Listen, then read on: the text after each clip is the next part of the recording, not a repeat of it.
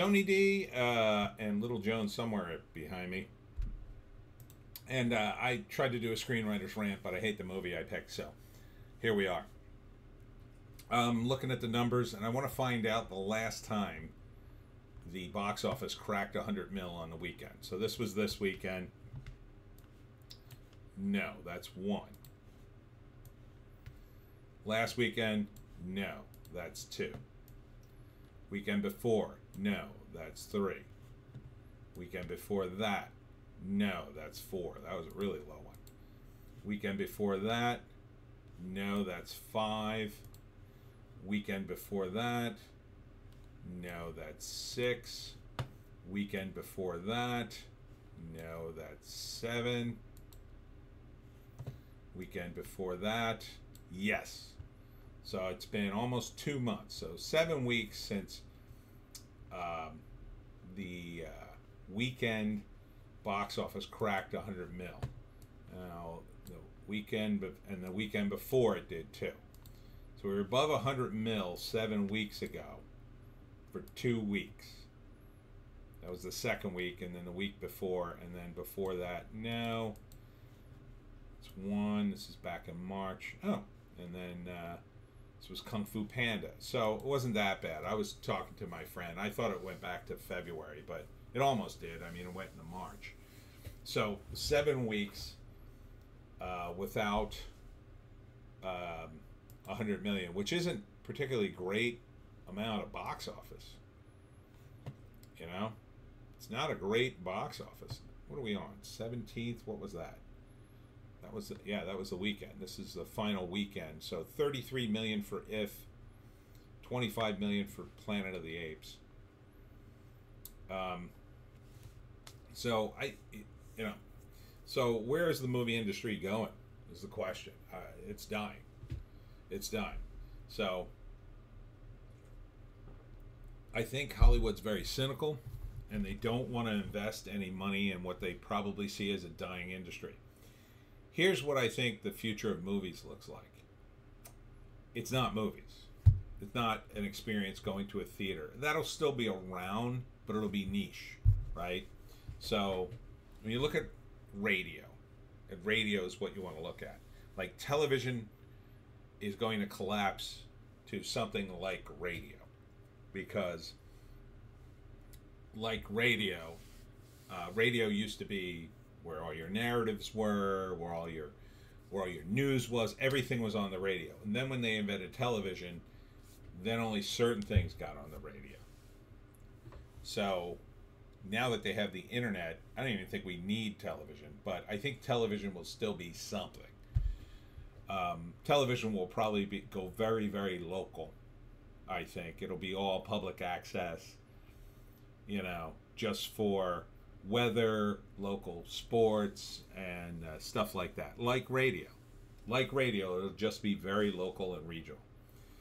Then there's movies. So movies is what it's going to be replaced by is an AI system that will allow you to say things like AI, like the Netflix AI, let's say.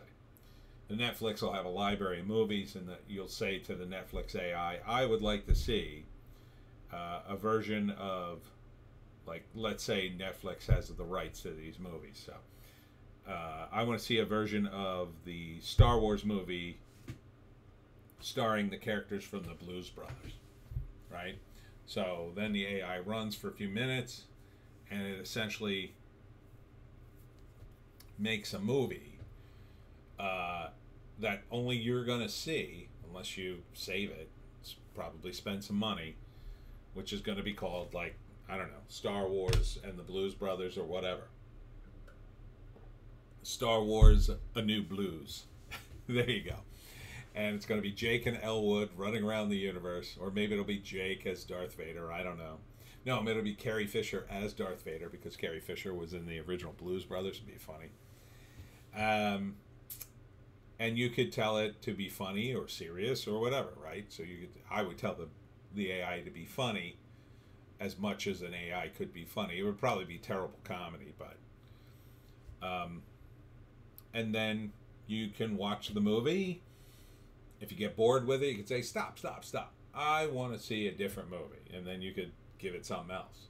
And essentially what it'll do is it'll give you a custom movie based on the AI's catalog of stuff to mix together and spit out to you.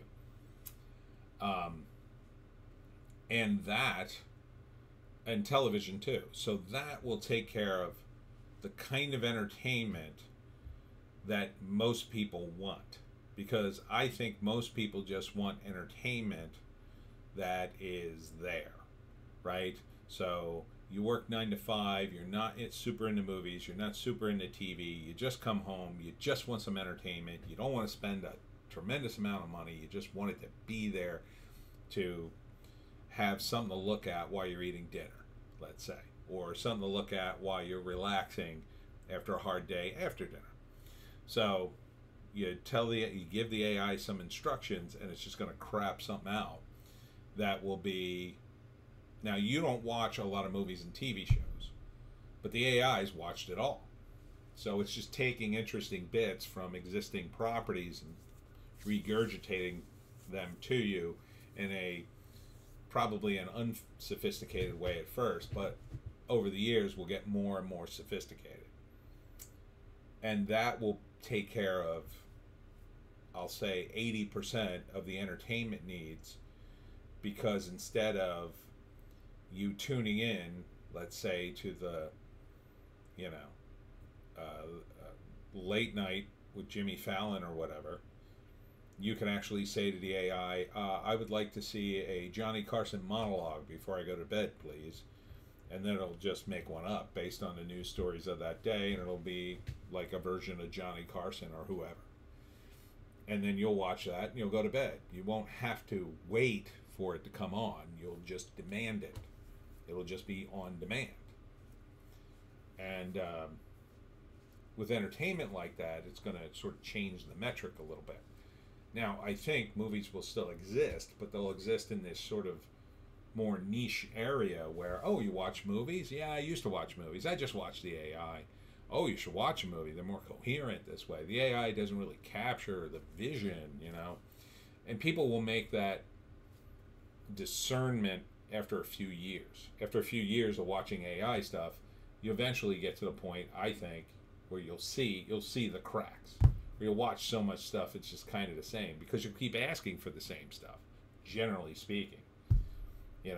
Or you'll get weird and you'll say, I don't want to watch this. This is the same stuff, and you'll keep interrupting it. Whereas the new movie will put on those guardrails, and you'll have to watch it or not. Now, it may drive the attention span of the audience to even further to shorten it, but I think there still will be, because there's still plays, right? Even though we have television and movies, there's still plays. People still go to live theater. I think it'll be akin to that for a movie. It'll be like, oh, let's watch a movie. Oh, you mean like on the AI? No, a real movie. Like a new movie. I think it might make them more expensive, or, maybe they'll get cheaper, and, in terms of what they spend on them, but like to actually deliver them would be different. Then, of course, AIs may get so sophisticated, a guy like me could make, say, the Pineys into a movie simply by inputting the file of the book and the story and saying, make me the Pineys book 1 as a movie. And the AI will just read it and go, boom.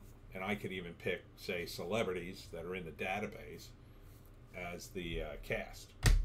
Or you could even pick yourself. I think the AI would absolutely let you pick you and your family to be in the Pineys, or whatever you were watching. I think that'll be a thing. And it may be that books will become more of a thing. Simply because you have to, the rails are on for the books. I mean, I meet people every day. They say, I don't read. No, I don't read, dude. I don't read. It looks cool, though, but I don't read. But I've sold a few of those people on the books because they're short, number one. And I tell them, listen, I don't write like a regular book. I write, you know, action. There's a lot of action and dialogue and stuff. I have a very short attention span as well. So I think, you know, movies will still survive, but I think they're going through a phase of what would you call it? I don't want to say degrowth because that's communism. I would say deflation, right? So in the future there'll be movies, but they won't have $100 million budgets. They'll have, you know, next to nothing budgets. You'll literally just have actors, you know, coming in to do the voices maybe, or you don't even need them to say the dialogue. You just get them to give you a voice sample, you know, or maybe you just get your friends and then make the AI do it, and then it's all created in the AI, but there's a guy directing it. So someone like me could direct the AI and then direct the movie in the computer, put it together, and then release it on YouTube or whatever the equivalent is at that time. Now I'd put it behind a paywall if I'm going to spend probably weeks trying to put together a damn movie. It's a lot of work. It's a lot of work. So, yeah, but Hollywood could still make money on movies if they just. First, here's how I would solve the current problem. The current problem is this: the movie experience is terrible, so they have to lower the price of the ticket or up the service, ideally both. So the first thing I would do is I would go to the movie theaters and I would say, listen, if you give away some popcorn, like a small popcorn with this movie, we'll give you the movie for a cut rate. We'll make less money on the movie. You could sell tickets on the cheap, but you have to give them a small popcorn, let's say. And, you know, you do the math on it. I think it could work out. The idea is you're bringing people in. And you bring so many people in, okay, they get the free popcorn, but that's the trick. They get the free popcorn, and then they go, oh, my God, I'm so thirsty. Now that I ate this popcorn, I better get a drink. And then you sell more soda, which they make more money on anyway. In terms of the ticket sales, yes, you're charging less for the ticket, but you're going to get more people in if you advertise it, hey, this is a cheaper movie. You know, I would do it for a movie like Unfrosted, because Unfrosted is a movie anybody could see and enjoy. Now, I don't think the kids would really like it all that much. They wouldn't get all the jokes, but there was nothing offensive in the movie, is my point. Nothing super offensive or political or weird. They could see that movie, and the adults could see them. Everybody could see the movie, and it's fine. I don't know why they gave it a PG-13 rating. I don't remember anything in the movie that was even remotely tawdry, but I'm sure there's something I missed. And you know, a movie like that, like If is a family movie. Now, I don't think the adults are really going to come flock to see it, but if you had cut the rate and announced it and promoted it, like, you can go see If for, let's say, $10. All shows, $10. Matinee's cheaper, but $10 for the regular show of If, and you get a free popcorn. I think that would have brought people out. You're at least trying something. And then in terms of the material of the actual film, well, If is an original film, so good on them. I would stop doing stuff like TV show remakes, reboots, all that kind of stuff. You have to make something that people are going to like, but you follow the tried and true formulas, right? You do a rom-com. Get two attractive leads, they fall in love, and wacky stuff happens. You do horror, horror's doing well. You shoot it for nothing. Maybe you do an action, but you don't spend a ton of money. You do an action comedy, you know, stuff that people like. Stuff that's not depressing. There's too many movies coming out that are kind of too serious for what they are. Planet of the Apes, I don't know why people still see that. I wouldn't do it. It's a reboot. No. The Strangers, not my kind of movie, but it's making money. It's a horror movie, yes. The Fall Guy, no. No more reboots. If the top movie, yes. The Challengers, it's a new movie. I think it's too risque, but I guess it has an audience for Zendaya, so maybe. Back to Black, it's a biopic. Amy Winehouse, I would have greenlit this movie. Apparently, people aren't really liking it. Tarot, horror movie, yes. Godzilla vs. Kong, yes. Everybody's liking these movies. Again, that's a general audience movie. Everybody can say it. Another movie that would have been a good target for my plan. The Blue Angels, probably. Civil War, no. Too sad, too depressing, too political, too divisive. No. Unsung Hero, doing well. Again, cheap movie, yes.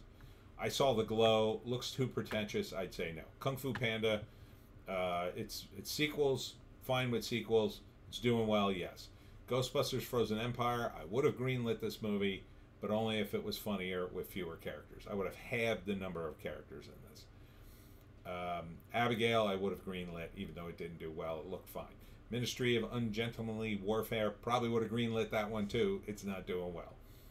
I think it's mostly on Alan Ritchson for getting political right before the movie opened.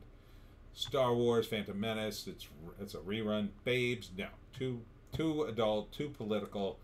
It's only in a few theaters anyway. Wildcats, too obscure, no. The First Omen, no. I'd re-release the old Omen before I'd make another one. I'll give it to them. They didn't, they made a prequel, so there's something. But again, prequels don't work. Evil Does Not Exist. I forget what that's about, and probably not. The Roundup, I hear, is good.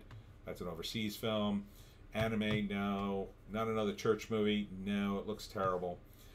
In theory, I would have greenlit this movie if you had a good script. But you need a funny script. You need comedians.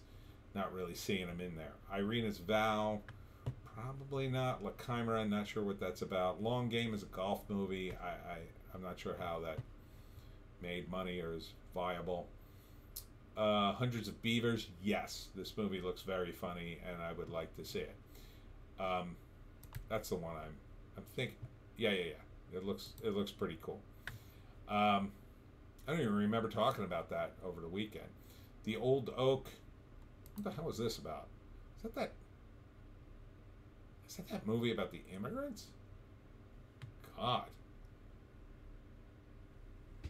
It's not where you're from.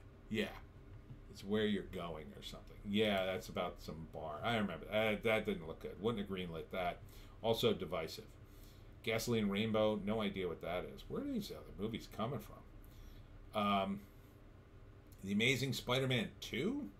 How did that get back into theaters? Taking Venice. What the hell is this? Must be other movies that got ranked after Sunday. Hard Miles, The Beast. I don't know those movies off the top of my head. The feeling that the time for doing something now. Force of Nature, The Dry. Maybe, because it's a sequel. It's like a book thing. Late Night with the Devil, yes, even though it didn't do that great. The Lavender Hill Mob, not sure what that's about. Household Saints, The Crime Is Mine. The rest of these are kind of obscure. Boy Kills World, maybe. But there's a lot of stuff here that's just kind of pretentious. Oh, here's the original. Is this the original Omen? What is this doing out? I don't know if that is or not. It's not doing very well, whatever it is. I think it's a foreign film. But yeah. I would get a couple more horrors on here. Horror's fine. That always sells. That would help the money situation. Definitely release a horror every month, I would say. $10 million, just get a bunch of guys. It'd be easy to put 12 horror movies in turnaround every single year. That's easy. That's money in the bank. Money in the bank, every single one. Rom-coms, I do at least 3 or 4, probably, because they probably have more legs. They probably stay in the theaters longer. Yeah, rom-coms, I'd do at least 3 or 4 a year. Again, wouldn't spend a ton of money, maybe 10 to 20 million at most. Couple of action movies, maybe a period piece, depending on the subgenre, like a Western or something. And I would stay away from politics, 100%. I would be fine with politics buried in metaphor in the movie, but I wouldn't release anything that was overtly political right now. No. Monster movies, yeah, all day long. They're doing great. A couple of kids movies, not too many. They never do well. Wouldn't spend a lot of money on them. Maybe do a dog movie. You know. Comic books, no. No. I would just say no to comic books.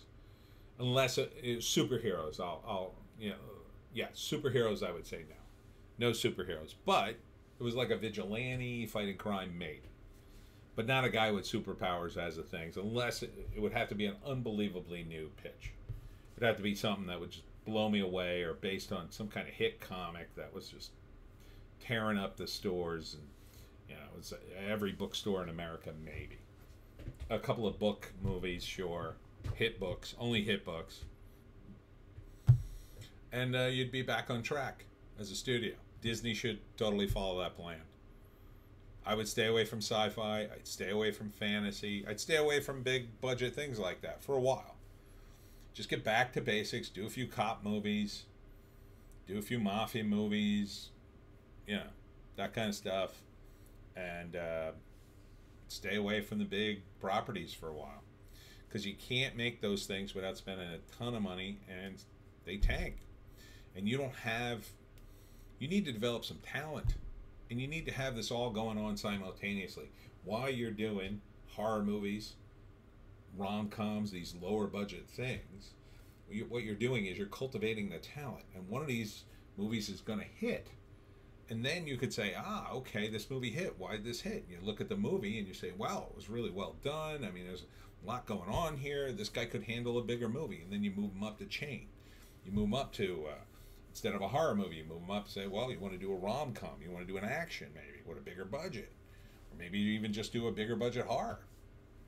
Whatever he wants to do. You kind of follow the talent. You don't let him do anything, but you kind of give him a little leeway, see where they're going to lead you. They do something weird, you say, no, we don't want to do weird.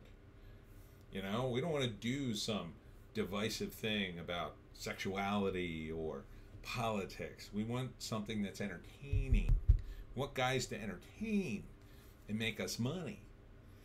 There's too much stuff coming out from cons. It doesn't look like it's going to make money. Not really. But anyway, that's just my opinion. And that's it for me, Tony D and Little Joan. I'm glad I did that instead of a breakdown of a movie by Dakota Johnson called Am I OK? Because it just was kind of a depressing looking film to me. Anyhow, I'm out of here. We'll see you.